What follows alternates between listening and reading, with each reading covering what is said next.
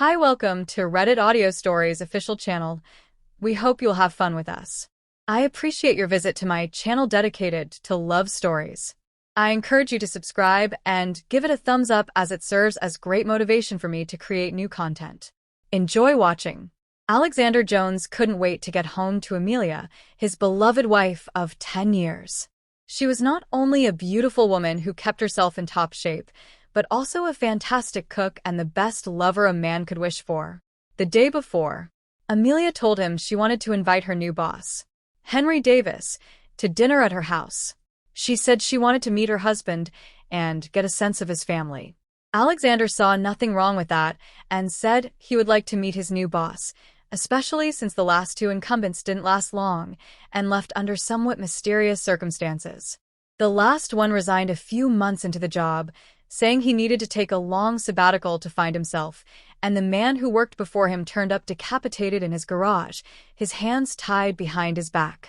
The police said it was a suicide, but his genitals, which had been surgically removed, were never found. Alexander realized the time and texted his wife before closing the office to let her know he was on his way. Her response was instantaneous. "See you soon, love you." Alexander said goodbye to his secretary and headed home, stopping only to buy a bouquet of roses for his wife. He liked to do things like that to surprise her, and she'd like to receive gifts of love from him. He'd also like to thank her for the little gifts.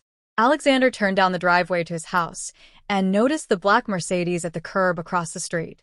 "At least this man has had the good sense not to break into my house," Alexander thought.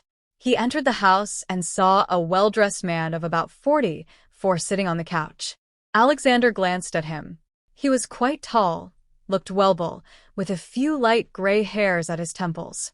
He was clean-shaven, and his face seemed to wear one of those perpetual smiles. He stood up with a wry smile on his face. As Alexander entered the room and held out his hand, Alexander shook it before excusing himself. He headed to the kitchen and handed the bouquet to Linda before shaking her out a hug. Her face lit up as she accepted the flowers. "I'll have to thank you later," she whispered.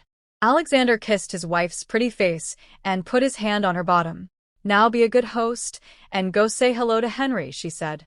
Alexander kissed her again and went back into the living room. He walked over to his drink bar and offered Henry a shot of whiskey, which he accepted. The two men sat down in the lounge after Alexander poured and the liquor. "Quite a woman you have," Henry said, and his crook smile became even more noticeable. "I agree," Alexander said. "She is the meaning of my life." "Then, I think you'll understand why I'm going to tell you what I'm going to do," Henry said. "Really?" asked Alexander. "What is it about?" "I'm going to sleep with your wife," Henry said. "She's going to love it, and you're going to watch." "Hold on a second," said Alexander. "I'll be right back." He headed for the kitchen. "I'm going to show Henry around the neighborhood," he said. "We'll be right back." Amelia gave him a sympathetic look. "Don't be long, honey," she said. "Dinner will be ready in about 15 or 20 minutes. "Great," Alexander said. He went back into the front room. "I hope you didn't tell your wife what I said," Henry said. Alexander shook his head. No. Alexander said. "Let's go to my cave, shall we?" he said, gesturing for Henry to follow him. Henry stood up and followed Alexander into his study, otherwise known as his private cave. Henry looked at what hung on the walls. In addition to photographs, there were several official awards, medals, knives, and pistols, and a few swords hanging on the wall. "So you're going to sleep with my wife?" then asked Alexander. Henry nodded. "Yes, I am going to," he said, smiling. "Doesn't that embarrass you?" "I suppose my wife never told you about me," said Alexander. "She told me we're an accountant doing research for a special group," he replied. "Yes," Alexander said. "It's true that I am an accountant, and yes, I work for a joint federal private task force. But I wasn't always an accountant." Alexander pointed to items on the wall. "You know, I was once in the army. I was a reconnaissance sniper," Alexander said. "Most of my 110 and 50 confirmed kills as a sniper were made from distances of 300 to 600 meters. But I've hit targets as far away as 1,200 meters. That's over a kilometer, and at that distance you never hear a gunshot. 1 second you're alive and breathing, and the next you're dead." He pulled out a desk drawer and ran his hands over his knife collection. Henry was uncomfortable, and it got worse when Alexander pulled out a very large knife. I don't mind killing at close range either, he said, holding the sharp blade, where Henry could see it. There's nothing better than seeing your enemy mid, his last breath up close and personal. Henry's face turned white, and his smile disappeared. Look, Alexander, it's nothing personal. Henry muttered, but it is Henry. Alexander said. You just told me you were going to sleep with my wife, and you expect me to watch. This is a very personal thing for me. I just want you to know what you're risking, you see. I believe in the old adage that prevention is better than cure. I'm sure you understand me. He looked at his watch. I think dinner is almost ready. We'd better get back, he said. Henry nodded and watched in horror as Alexander threw a knife at a thick target on the far wall. The knife hit exactly in the center and stuck halfway through. I like practicing, Alexander said to Amelia's boss, pale as ash. They walked to the din room where Amelia had set the table for three, placing in the center a bouquet of flowers Alexander had brought from home. As always, she seated Alexander at the head of the table, Henry to his left and herself to his right. They sat down, and Alexander took Amelia's hand. He held out his hand to Henry. We like to say a prayer before we eat, he said. Henry took Alexander's hand gently. Amelia and Alexander bowed their heads and closed their eyes. Henry did the same, not knowing what to expect. Lord Alexander said, Thank you for this food. We are about to eat. Thank you for your many blessings for our home and family. May you continue to bless us with your wisdom and grace and men. I have hope everyone enjoys it, Amelia said as she opened the plates to reveal succulent Cornish hen, one of Alexander's favorite dishes.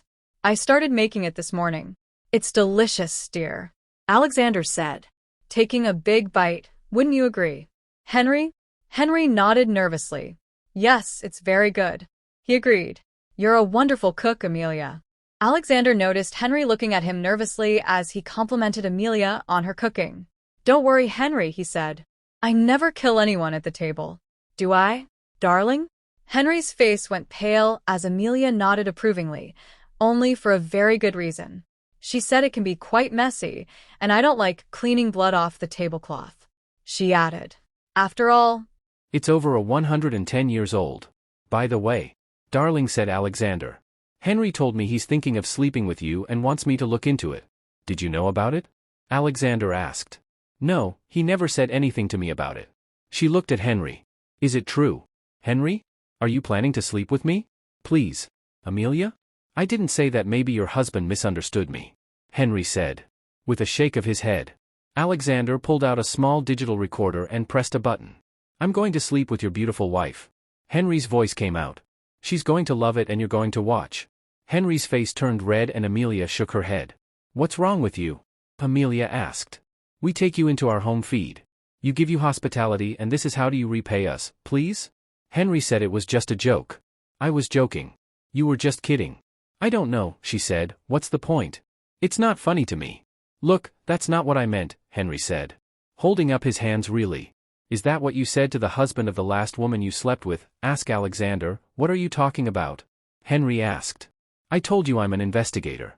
I was investigating your case when Amelia told me about you, said Alexander.